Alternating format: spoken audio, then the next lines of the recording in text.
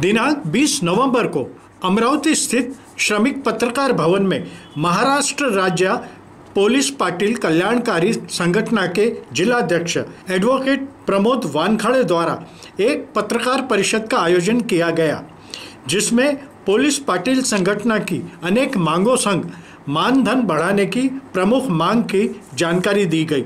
मांगे पूर्ण न होने पर दिनांक 23 नवंबर से जिलाध्यक्ष कार्यालय समक्ष आमरण अनशन करने की जानकारी भी पत्रकारों को दी गई। समाचार संकलन अशोक भाई जोशी। एडवोकेट प्रमोद वानखड़े, जिल्हाध्यक्ष महाराष्ट्र राज्य पुलिस पाटिल कल्याणकारी संघटना। आज अमरावतीमध्ये महाराष्ट्र राज्य पुलिस पाटिल कल्याणकारी संघटनेचे महाराष्ट्र राज्य अध्यक्ष माननीय श्री प्रफुल्ल गुल्हाने साहेब यांच्या मार्गदर्शनार्थ पोलीस पाटलांच्या अनेक विविध समस्यांबाबतीत ही पत्रकार परिषद आयोजित केलेली आहे। गेल्या अनेक दिवसांपासून पोलीस पाटील संघटनांच्या माध्यमातून आम्ही शासनाला बऱ्याचदा विनवण्या केल्या की पोलीस पाटलांना जे मिळणारं मानधन आहे ते अत्यंत तुटपुंज मानधन आहे आणि हे मानधनाच्या याच्यामध्ये आमच्या संसाराची जी काही जीवन जगण्याची आमची काठी आहे ही अत्यंत फार निगडीच्या परिस्थितीमध्ये आज पोलीस पाटील जीवन जगत आहे।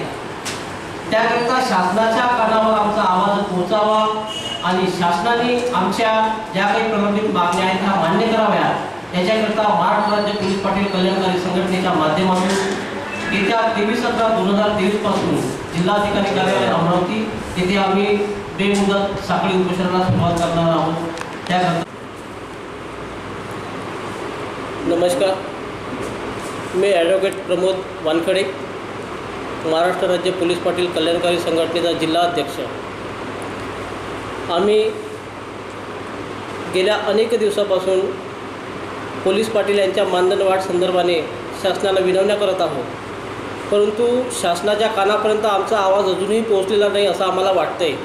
त्याकरिता येत्या 23/11/2023 पासून आम्ही जिल्हाधिकारी कार्यालय अमरावती येथे आमच्या महाराष्ट्र राज्य पोलीस पाटील कल्याणकारी संघटनेचे महाराष्ट्र राज्याध्यक्ष माननीय प्रफुल्ल गुल्हाने सर यांच्या अध्यक्षतेखाली आणि यांच्या मार्गदर्शनानुसार 23/11/2023 पासून जिल्हाधिकारी कार्यालय येथे बेमुदत साखळी उपोषणाला बसणार आहे।